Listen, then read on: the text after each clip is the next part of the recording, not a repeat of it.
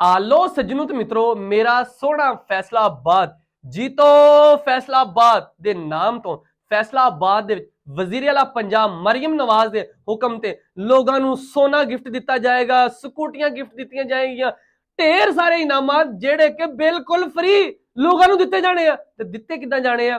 सवाल तुहाडे कोल पुछया जाना वा, तुसीं ओहदा जवाब देना वा। ਤੁਹਾਨੂੰ जनाब एक गिफ्ट मिलना वा, गौरमेंट ने देने बिल्कुल फ्री। ते देने किथे आ ਇਹ ਵੀ सुन लवो। मैं अज तुहानू दसदा वा जनाब फैसलाबाद आर्ट कौंसल दे विच 2 रोजा तकरीब होएगी, जिहदे विच जनाब 3 तोले सोना होएगा, 3 स्कूटियां होणगियां और माशाअल्लाह उमरे दा टिकट भी होना जे भाजी। ते फिर पहुंचो art council Nusrat Fateh Ali Khan auditorium दे विच ते जनाब उत्थे जाके अपने ढेर सारे इनामात लुट लो। इन्हां तों इलावा होर भी बड़े इनामात होने आ, ऐ ते वड्डे वड्डे इनाम दस्से ना, होर भी बड़े इनामात होने आ। ते फिर तुसीं लाजमी पहुंचना वा 26 ते 27 तरीक नूं। 2 दिन दा होना मेला ते तुसीं सोहणे फैसलाबाद नूं 4 चांद लाजमी लाने ने।